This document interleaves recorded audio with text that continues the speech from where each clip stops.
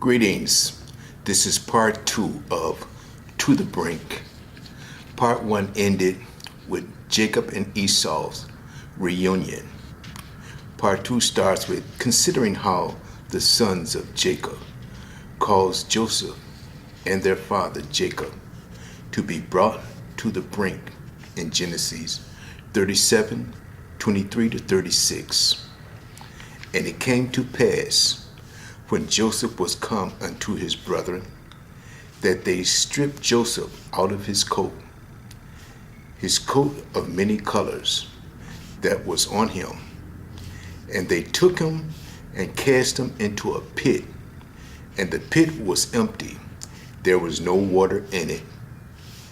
And they sat down to eat bread, and they lifted up their eyes and looked, and behold, a company of Ishmaelites came from Gilead with camels, bearing spicery and balm and myrrh, going to carry it down to Egypt.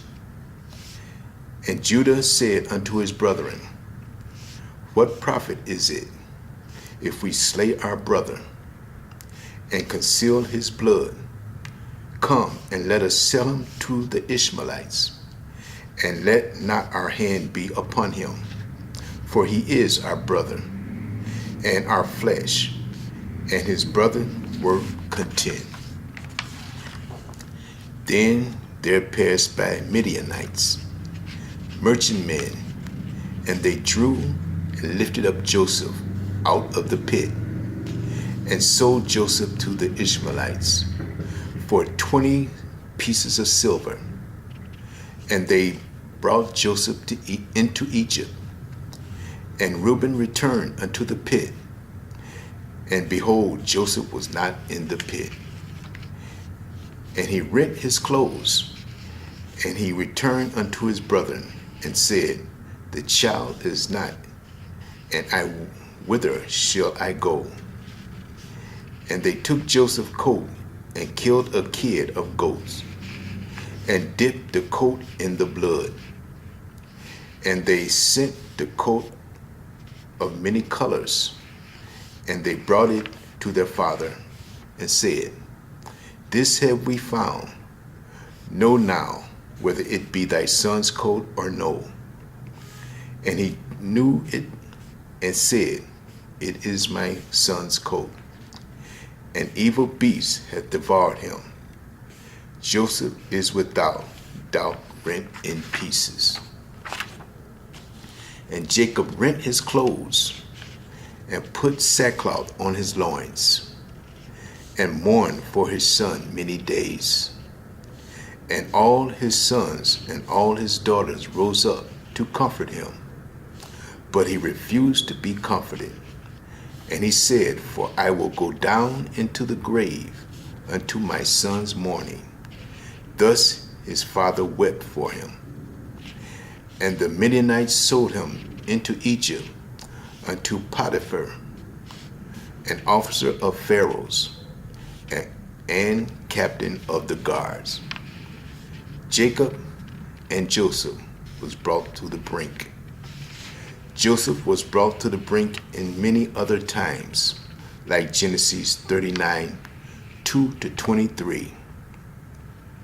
And the Lord was with Joseph, and he was a prosperous man, and he was in the house of his master, the Egyptian. And his master saw that the Lord was with him, and that the Lord made all that he did to prosper in his hand. And Joseph found grace in his sight, and he served him, and he made him overseer over his house, and all that he had he put into his hand. And it came to pass from the time that he had made him overseer in his house, and all that he had, that the Lord blessed the Egyptian's house for Joseph's sake. And the blessing of the Lord was upon all that he had in the house and in the field. And he left all that he had in Joseph's hand. And he knew not aught what he had, save the bread which he did eat. And Joseph was a goodly person, and well favored. And it came to pass after these things, that his master's wife cast her eyes upon Joseph. And she said, Lie with me. But he refused, and said unto his master's wife, Behold, my master wotteth not what is with me in the house, and he hath committed all that he hath to my hand. There is none greater in this house than I. Neither hath he kept back anything from me, but thee, because thou art his wife. How then can I do this great wickedness and sin against God? Notice he didn't say sin against her husband, which he would have done. He said, How can I do this great sin against God, which is a greater sin? Continuing, and it came to pass as she spake to Joseph day by day, that he hearkened not unto her, to lie by her or be with her. And it came to pass about the time that Joseph went into the house to do his business, and there was none of the men of the house there within. And she caught him by his garment, saying, Lie with me. And he left his garment in her hand, and fled, and got him out. And it came to pass, when she saw that he had left his garment in her hand, and fled forth, that she called unto the men of her house, and spake unto them, saying, See, hath he brought in an Hebrew unto us to mock us. He came in unto me to lie with me. And I cried with a loud voice. And it came to pass, when he heard that I lifted up my voice and cried, that he left his garment with me, and fled, and got him out. And she laid up his garment by her, until the Lord came home. And she spake unto him according to these words, saying, The Hebrew servant which thou hast brought unto us came in unto me. And it came to pass, as I lifted up my voice and cried, that he left his garment with me, and fled out.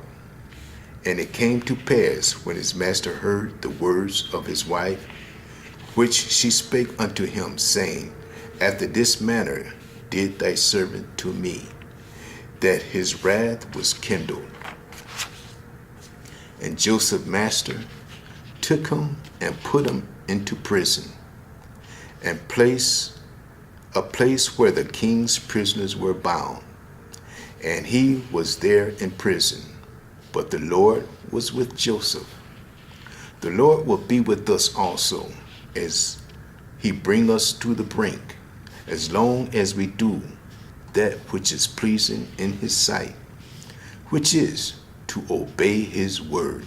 Continuing, and shewed him mercy, and gave him favor in the sight of the keeper of the prison. And the keeper of the prison committed to Joseph hand all the prisoners that were in the prison. And whatsoever they did, there he was, the doer of it. The keeper of the prisoners looked not to anything that was under his hand, because the Lord was with him, and that which he did, the Lord made to prosper. Later, Joseph became second to the king of Egypt. Moses was brought to the brink many times.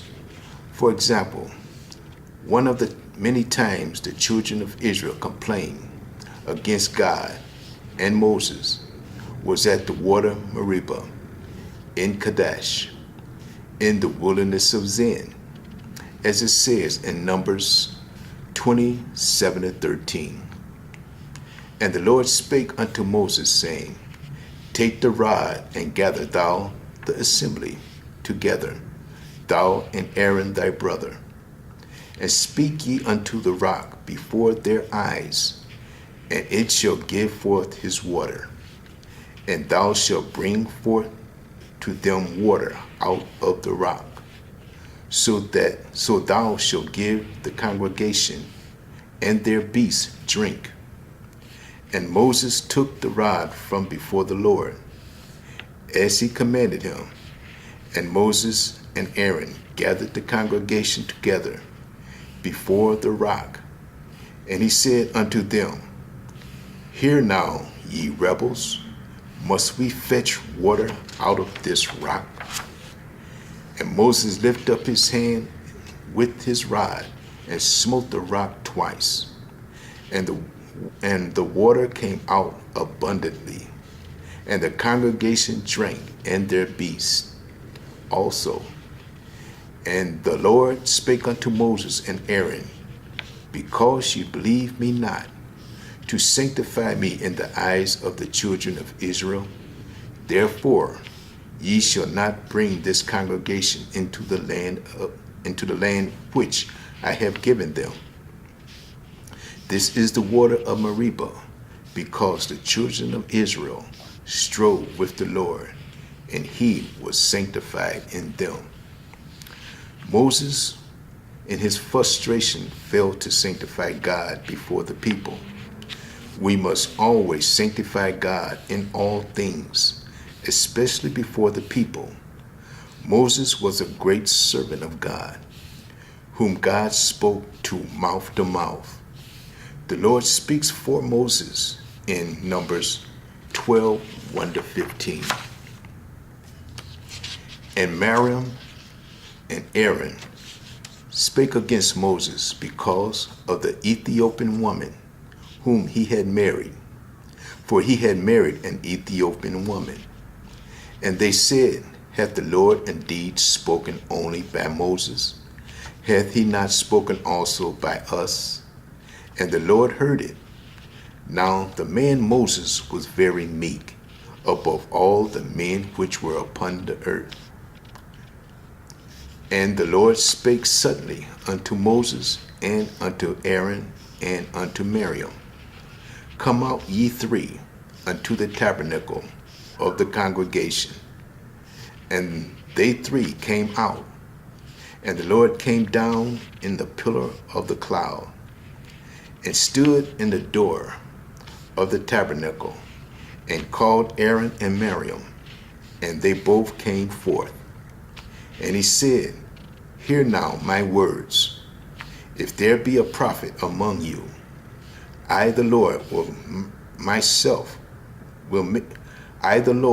make myself known unto him in a vision, and will speak unto him in a dream. My servant Moses is not so, who is faithful in all mine house. With him will I speak mouth to mouth, even apparently, meaning plainly, openly, clearly, and visibly. Continuing, and not in dark speeches. And the similitude of the Lord shall he behold. Wherefore then were ye not afraid to speak against my servant Moses? And the anger of the Lord was kindled against them, and he departed.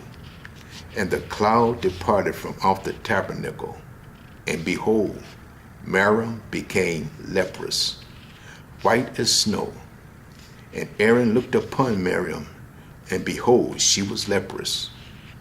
And Aaron said unto Moses, Alas, my Lord, I beseech thee, lay not this sin upon us, wherein we have done foolishly, and wherein we have sinned.